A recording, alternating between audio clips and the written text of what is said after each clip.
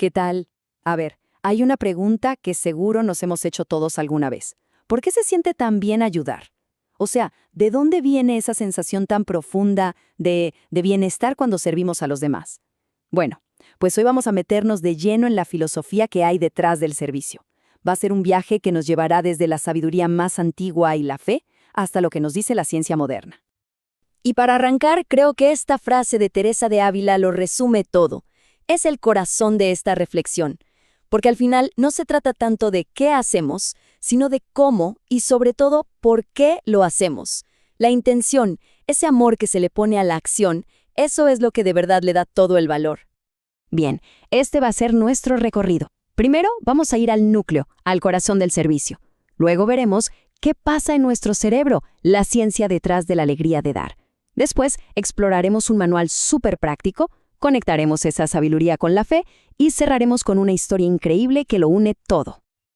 Muy bien, vamos a sumergirnos en el primer punto. Y la idea central aquí es fundamental. Antes que cualquier otra cosa, el servicio debe, sí o sí, centrarse en la persona.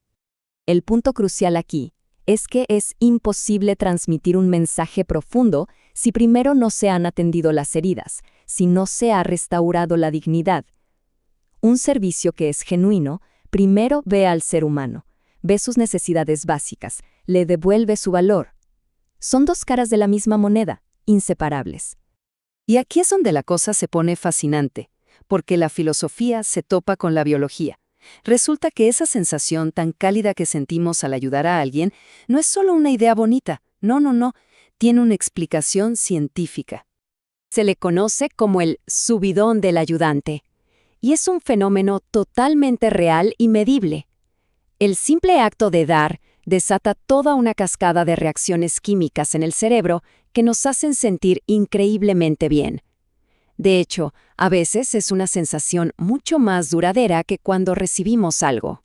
Miren lo que pasa por dentro. Se liberan endorfinas que nos dan euforia, serotonina que mejora nuestro ánimo y la famosísima oxitocina, la hormona del vínculo social.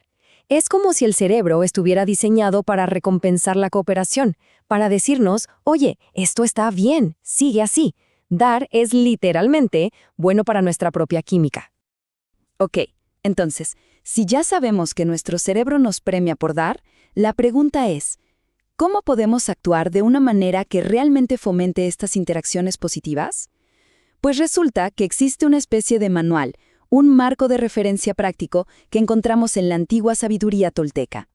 Don Miguel Ruiz fue quien recopiló estos 4 principios, que funcionan casi como un código de conducta para la vida.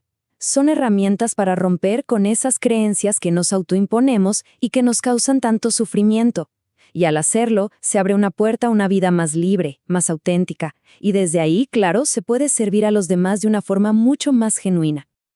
Y aquí viene lo más interesante. Vamos a ver cómo 2 mundos que parecen súper distintos en realidad convergen. Cómo estos acuerdos de la sabiduría tolteca resuenan de una manera sorprendente con principios clave de la fe y el servicio. El primer acuerdo es, quizá el más importante, porque se enfoca en nuestra herramienta más poderosa, pero también la más peligrosa, la palabra. Es que ambas tradiciones reconocen que las palabras tienen el poder de crear realidades. El principio tolteca nos pide usarlas para construir, para la verdad y el amor. Y por otro lado, la oración de Emaús es básicamente una petición de sabiduría para usar el lenguaje con conciencia, para saber qué decir, cómo decirlo, y algo súper importante, cuándo es mejor callar. Y bueno, este versículo de Proverbios lo deja clarísimo, ¿no? La Biblia es muy directa en esto. Nuestras palabras tienen el poder de dar vida o de quitarla. Ser impecables con ellas es una responsabilidad enorme. Vamos con el segundo acuerdo, que nos invita a construir una especie de inmunidad emocional. Es una habilidad clave para no desgastarse, no solo en el servicio, sino en la vida misma. La idea es que lo que los demás dicen y hacen tiene que ver con ellos, con su propia historia, no con nosotros. Entender esto de verdad es liberador. Y fíjense qué paralelo tan bonito. El ideal del servicio desde la fe nos pide escuchar sin juzgar, Es otra manera de no tomarse las cosas de forma personal, aceptando a la persona tal como es. Aquí está la clave. La señal, la marca distintiva, no es tener la razón o reaccionar a cada ofensa. Es el amor. Un amor que está por encima de lo personal, que busca unir, no dividir. El tercer acuerdo ataca directamente una de las fuentes más grandes de conflicto y malentendidos. Esa manía que tenemos de llenar los vacíos con nuestras propias historias. Nos creamos unas películas mentales tremendas y las damos por ciertas. La sabiduría tolteca nos dice, oye, mejor pregunta, sé claro. Y el peligro de las suposiciones lo vemos perfecto en el relato de Emaús. Los discípulos asumieron que todo había terminado, y esa suposición, basada en su esperanza rota, les impedía ver la verdad que tenían caminando justo a su lado. Y de nuevo, la sabiduría bíblica nos da una advertencia muy clara. Escuchar primero, entender bien y solo después responder. Es la base de cualquier comunicación sana y respetuosa. Y llegamos al último acuerdo, que es el que une a todos los demás y los pone en acción. Es el acuerdo del compromiso, de la entrega en cada momento.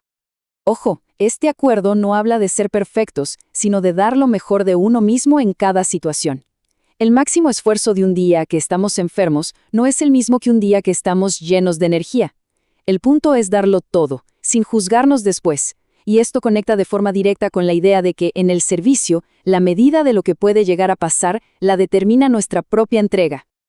Y para cerrar, vamos a ver cómo todo esto cobra vida en una historia que todos conocemos, que es el ejemplo perfecto de este cuarto acuerdo en acción. La historia es simple. En la boda se acaba el vino y la instrucción es sencilla. Llenen las tinajas de agua. Pero fíjense en el detalle clave. Los sirvientes no las llenaron a medias. La Escritura dice que las llenaron hasta el borde. Dieron su máximo esfuerzo en la tarea que se les encomendó. ¿Y qué pasó? La cantidad de vino del milagro fue exactamente la cantidad de agua que ellos pusieron. Su entrega total definió la magnitud del resultado. Y así, esta reflexión nos deja con una pregunta personal pero fundamental. Después de ver cómo la intención, la ciencia y la sabiduría se entrelazan, queda preguntarnos qué creencia, qué acuerdo personal quizá me está frenando para servir con todo mi ser. Encontrar esa respuesta puede ser el primer paso hacia un servicio mucho más libre, mucho más pleno. Con esto concluimos nuestro análisis de hoy.